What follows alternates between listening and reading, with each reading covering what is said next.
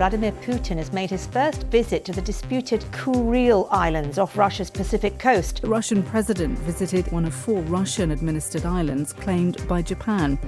We do not pose a threat to Japan. Japanese Prime Minister Sanae Takaichi told reporters she strongly protests the visit. The Northern Territories are an inherent part of Japan's territory. I have never seen our relationship so bad.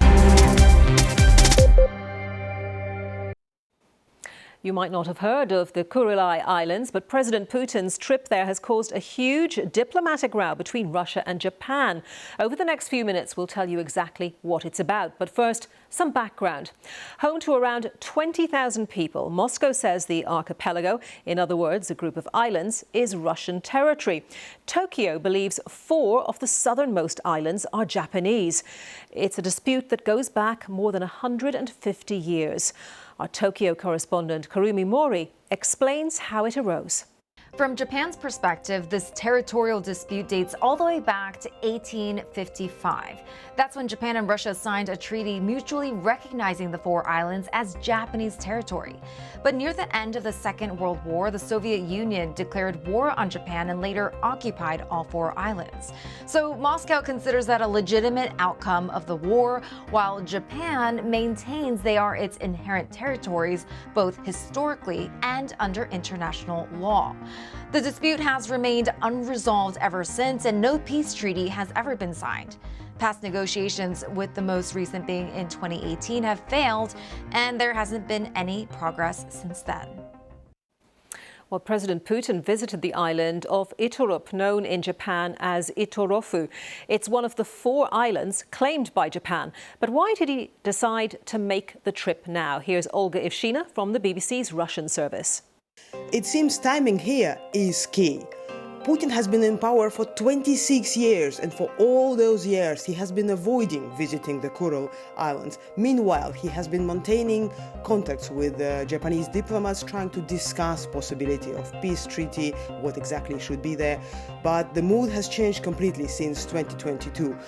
Back then, Japan has supported Ukraine openly. Japan has introduced sanctions against Russian officials for full-scale invasion into Ukraine. And the mood in Moscow has changed completely. It seems from that time on, Moscow feels there is no more option for compromise. The visit follows a set of military drills by Russia's Pacific Fleet on the country's eastern coast, just a few hundred miles away from the Kuril Islands. Here's Vladimir Putin speaking about the islands ahead of those drills. We do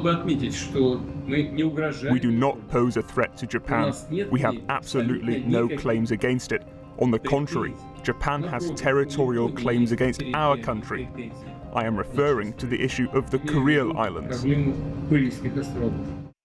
Well, Japan's Prime Minister said her government had repeatedly warned the Kremlin against visiting the islands and had this to say after Vladimir Putin's visit on Thursday.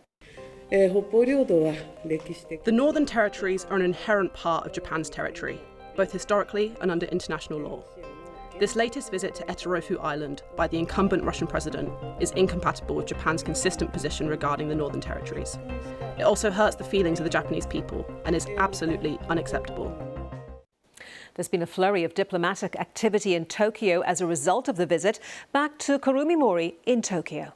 The reaction from Japan to Putin's visit has been strongly critical and immediate. Japanese Foreign Minister Toshimitsu Motegi said the Northern Territories, as they're called in Japan, are our inherent territory. Japan then summoned the Russian ambassador in Tokyo, saying the visit could have an extremely negative impact on the already difficult relations. But Russia rejected Japan's protest, calling it baseless, and insisted the islands are an integral and non-negotiable part of the Russian Federation. Now, the timing also matters. Putin's visit came just days before August 15th, which marks Japan's surrender in the Second World War.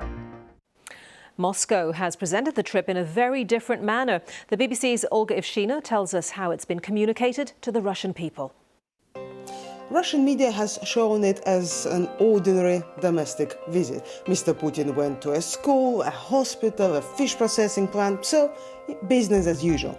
And I think that's the most important, because that's where they show a very harsh geopolitical message wrapped in a sort of soft lining. So they show that this is just another Russian region, and by that they reiterate that they see this as a question solved. These territories belong to Russia, they want to say.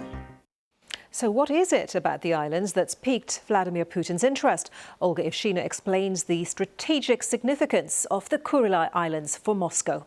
The Kuril Islands are very important to Russia now. They sit on a strategic spot in the Pacific Ocean.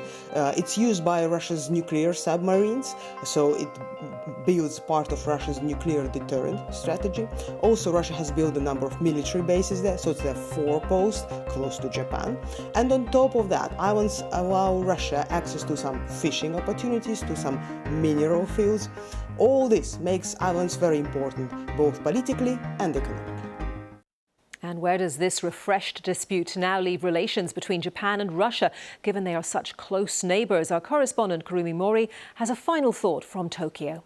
Japan sees Russia as both a close geographical neighbor and a security concern. The disputed islands are strategically located in the Pacific, and Russia has military facilities there, including air bases and missile defense systems. For Japan, relations with Russia worsened after imposing sanctions following Moscow's invasion of Ukraine. But Japan also has allies like Ukraine and the United States. Washington supports Japan's stance on the Northern Territories. So for Japan, this is not just a historical territorial dispute from the past, it's also a major security issue today. Kuril Islands in Tokyo. Our thanks as well to Olga Ivshina from the BBC's Russian service. And that's all you need to know about Vladimir Putin's trip to the Kuril Islands and why it's so important to Japan.